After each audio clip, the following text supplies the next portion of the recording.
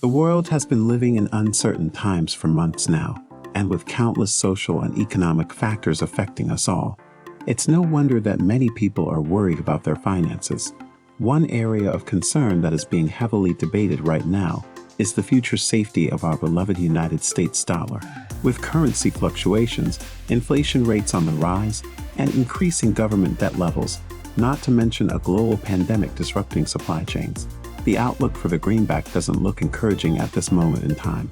So what does this mean for everyday citizens? And how can we protect ourselves against potential financial hardships moving forward?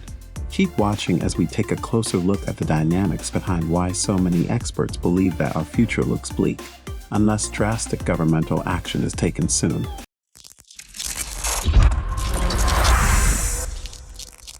Hello and welcome to Amuse World.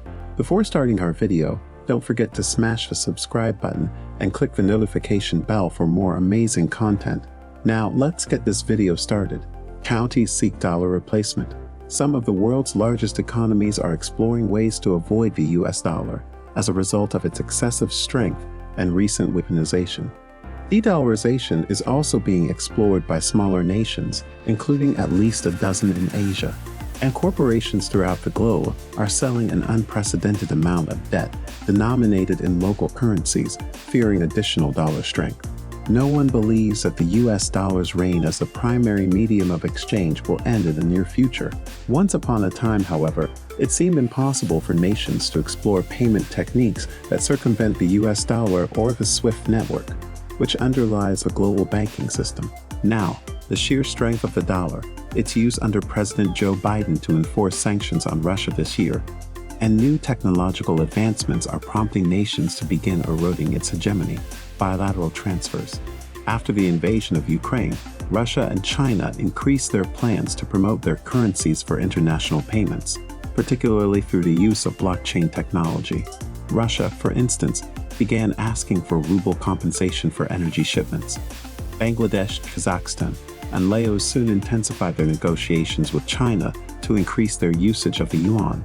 Recently, India gained a bilateral payment mechanism with the United Arab Emirates and increased its advocacy for the internationalization of the rupee. However, it looks like progress is slow. Due to Bangladesh's substantial trade deficit with China, for instance, yuan accounts have not gained popularity. The United States and Europe's decision to shut Russia off from the global financial messaging system known as SWIFT was a primary catalyst for these plans.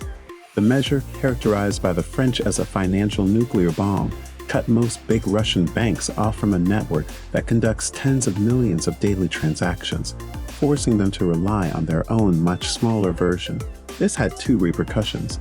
First, the US sanctions against Russia stoked apprehension that the dollar could become an overt political instrument more permanently, a concern shared not only by Beijing and Moscow, but also by China. India, for instance, has been developing a domestic payment system that will partially resemble SWIFT. Second, the United States' decision to use the dollar as part of more aggressive economic statecraft increases the pressure on Asian economies to choose sides. Without an alternative payment system, they would risk being compelled to comply with or enforce sanctions with which they may not agree, as well as losing trade with key partners. Huge headache. As a result of the dollar's strength, food costs have skyrocketed, debt repayment loads have intensified, and poverty has worsened throughout Asia. Sri Lanka is a case in point, having defaulted for the first time on its dollar debt as a result of the rising value of the dollar crippling the nation's ability to pay. At one time, Vietnamese officials also blamed the dollar appreciation for fuel supply difficulties.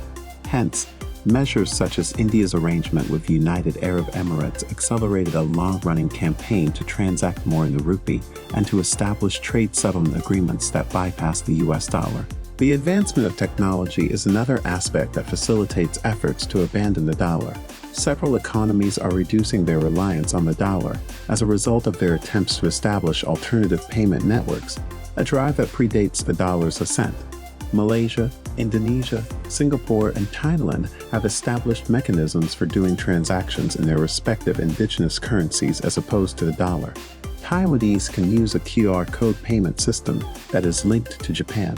All in, the activities are shifting momentum further away from a West-led system that has been the foundation of global finance for over 5 decades.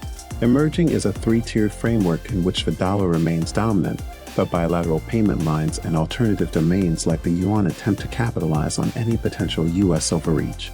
King dollar may continue to reign supreme for decades to come, but the impetus for transactions in alternative currencies shows no indication of abating, especially if geopolitical wild cards continue to persuade officials to go their own way. And the U.S. government's willingness to use its currency in geopolitical fights could ironically weaken its ability to pursue such methods as effectively in the future.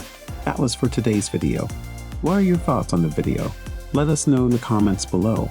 If you enjoyed this video, please like the video and subscribe to the channel. Thank you for your time. We'll see you later.